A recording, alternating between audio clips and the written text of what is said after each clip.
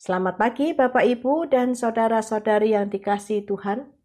Kepemimpinan bukan berbicara tentang jabatan sebagai pemimpin. Kepemimpinan berbicara tentang karakter, jiwa, dan hati seorang pemimpin. Kita bisa saja memiliki jabatan sebagai pemimpin, namun belum tentu kita memiliki karakter, jiwa, dan hati seorang pemimpin. Sebaliknya, bisa jadi kita tidak memiliki jabatan sebagai pemimpin, namun kita memiliki karakter, jiwa, dan hati seorang pemimpin. Untuk mendasari perenungan kita hari ini, Kisah Para Rasul pasal 18 ayat 1 berkata demikian. Kemudian Paulus meninggalkan Athena lalu pergi ke Korintus. Korintus adalah sebuah kota besar, kota yang makmur dan kota yang penting di Kekaisaran Romawi. Kota besar dengan pelabuhan yang ramai, tempat berlabuhnya kapal-kapal dagang dari seluruh dunia. Karena itu, kita bisa membayangkan Korintus sebagai sebuah dunia yang terbuka. Ilmu pengetahuan, budaya, kepercayaan dapat dengan mudah keluar masuk di Korintus. Sehingga kemudian kejahatan, okultisme, percabulan, penyembahan berhala berkembang di Korintus. Bahkan Korintus dikenal sebagai kota maksiat. Di kota yang seperti inilah Tuhan mengutus Paulus untuk memberitakan Injil dan membangun jemaat. Kita bisa tahu betapa berat dan sulit tanggung jawab Rasul Paulus. Namun, Rasul Paulus patuh pada Tuhan pergi ke Korintus. Jauh berbeda dengan Yunus bukan, yang melarikan diri dari Niniwe. Kemudian, melalui Kisah Para Rasul pasal 18 ayat 4 dan 5, kita tahu bahwa setiap hari Sabat Rasul Paulus ada di rumah ibadah, memberitakan firman Tuhan, membagikan kesaksian-kesaksian kepada orang Yahudi dan orang Yunani. Namun pada ayat ke-6 kita juga melihat bahwa orang-orang Yahudi menolak Paulus, memusuhi dan menghujat Paulus, sehingga kemudian muncullah reaksi emosi dari Paulus. Dia berkata, "Mulai dari sekarang, aku akan pergi kepada bangsa-bangsa lain." Inilah reaksi dari Rasul Paulus atas penolakan orang-orang Yahudi. Tetapi bagaimana Tuhan terhadap reaksi Rasul Paulus? Ayat 9 dan 10 adalah respon Tuhan terhadap reaksi Rasul Paulus.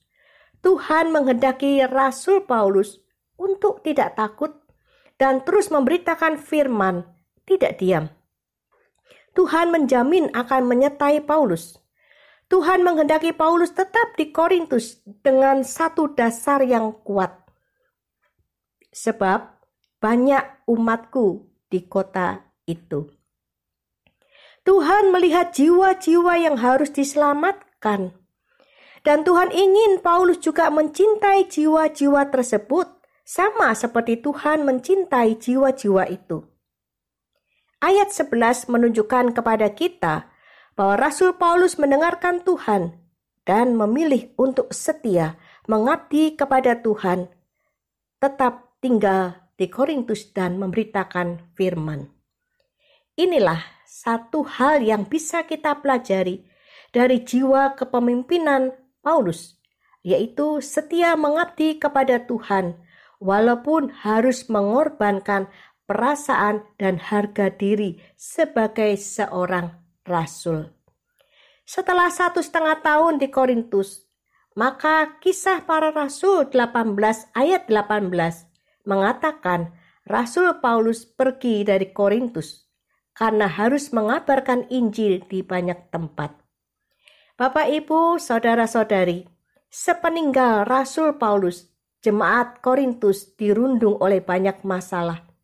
Bukan masalah-masalah kecil, tetapi masalah-masalah besar, perpecahan, perselisihan, percabulan, perceraian dalam pernikahan, pencemaran meja perjamuan, rasul-rasul palsu, dan juga kesombongan rohani, di mana orang-orang Kristen di Korintus bertengkar karena karunia-karunia roh yang mereka miliki.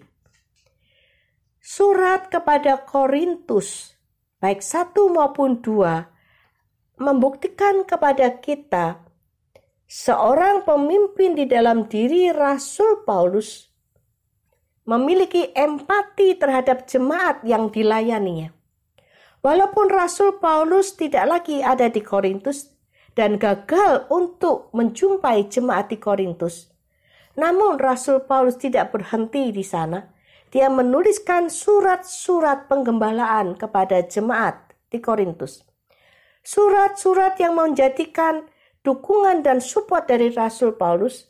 Surat-surat yang menunjukkan cinta yang besar Rasul Paulus kepada jemaat di Korintus. Bapak, Ibu, dan saudara-saudari yang dikasihi Tuhan, masalah-masalah yang terjadi di Korintus berkaitan dengan keduniawian yang melekat erat. Dan di Korintus tidak muncul seorang pemimpin yang memiliki karakter, jiwa, dan hati seorang pemimpin. Sehingga masalah-masalah itu merusak kesatuan tubuh gereja di Korintus. Namun, empati yang diberikan oleh Rasul Paulus memberikan kepada jemaat ini kehidupan yang berkelanjutan.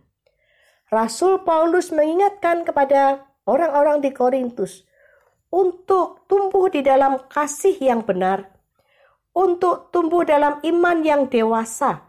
Dan Rasul Paulus memberikan sebuah kepastian kepada orang-orang di Korintus bahwa jerih lelah mereka di dalam Tuhan tidak akan pernah sia-sia. Kita belajar dua hal dari kepemimpinan Rasul Paulus: setia mengabdi kepada Tuhan walaupun harus mengabaikan perasaan dan harga diri. Dan yang kedua, empati terhadap jemaat yang dilayani. Selamat pagi Bapak, Ibu, dan saudara-saudari yang dikasihi Tuhan. Tuhan beserta kita. Amin.